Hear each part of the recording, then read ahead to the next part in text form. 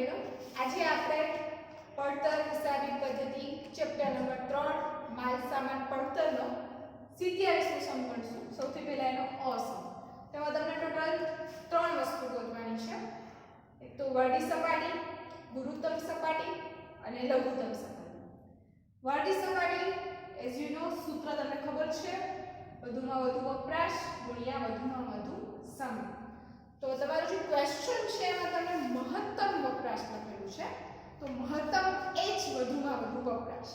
તો તમને મહત્તમ વપરાશ આપ્યો છે 600 એકમો, એટલે આપણે વધુમાં વધુ વપરાશ લખીશું 600 એકમો એને ગુણ્યા વધુમાં વધુ સમય.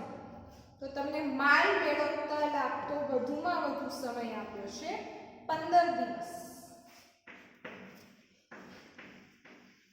બંનેનો આપણે ગુણાકાર કરીએ એટલે 600 ગુણ્યા 15 એટલે તમારી વર્દી સપાટી આવશે 9000 એકમ. આ મૂળની તમારી વર્દી સપાટી.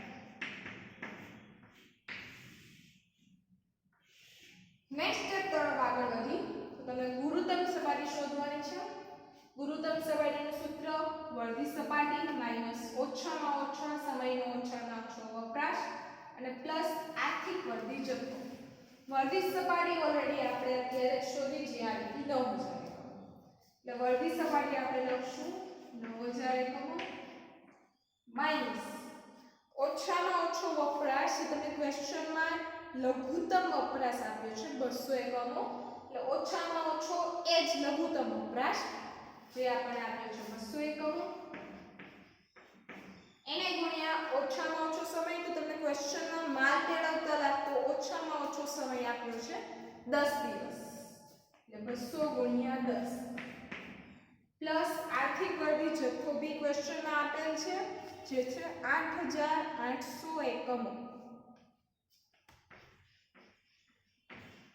હવે 9000 માઈનસ 200 ગુણ્યા 10 કરશો એટલે આવશે 2000 પ્લસ 8800.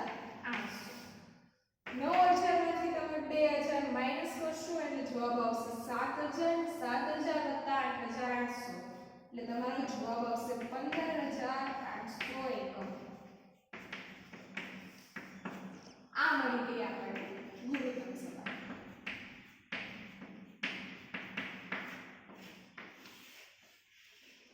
હવે આપણે શોધવાની છે લઘુત્તમ સપાટી. તો લઘુત્તમ સપાટીનું સૂત્ર છે વર્દી સપાટી માઈનસ સરેરાશ વપરાશ ગુણ્યા સરેરાશ સમય. વર્દી સપાટી આપણે સ્ટાર્ટિંગમાં જ ગોતી જે આવી 9000. તમને સરેરાશ વપરાશ અને સરેરાશ સમય ક્વેશ્ચનમાં આપેલ નથી, પણ તમારી પાસે વધુમાં વધુ વપરાશ છે, ઓછામાં ઓછો વપરાશ છે, તો એના આધારે આપણે સરેરાશ વપરાશ શોધી શકીએ. અહીં હું ડિટેલમાં સૂત્ર નથી લખતી, ડાયરેક્ટ તમને ગણતરી કરીને બતાડું છું. તો સરેરાશ વપરાશ તમારો મહત્તમ વપરાશ તમને ક્વેશ્ચનમાં આપેલો છે 600 એકમો અને લઘુત્તમ વપરાશ આપેલો છે 200 એકમો. આપણે 600 વત્તા 200 ભાગ્યા 2 કરશું તો તમારો સરેરાશ વપરાશ આવશે 400. તેવી જ રીતના સરેરાશ સમય. તો તમે જાણો છો કે એનું સૂત્ર થાય માલ મેળવતા લાગતો ઓછામાં ઓછો સમય પ્લસ વધુમાં વધુ સમય ભાગ્યા 2. તો માલ મેળવતા ઓછામાં ઓછો લાગતો સમય તમને ક્વેશ્ચનમાં છે 10 દિવસ અને વધુમાં વધુ છે 15 દિવસ. એટલે 10 વત્તા 15 ભાગ્યા 2 કરશો એટલે તમારો જવાબ આવશે 12.5 દિવસ.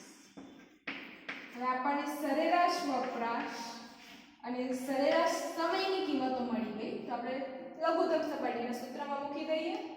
સરેરાશ વપરાશ આપણો આવ્યો 400 એકમો અને સરેરાશ સમય આવ્યો આપણો 12.5 દિવસ. એટલે 9000 400 ગુણ્યા 12.5 કરો એટલે આવે 5000 અને 9000 માંથી તમે 5000 માઈનસ કરશો એટલે તમારી લઘુત્તમ સપાટી આવશે 4000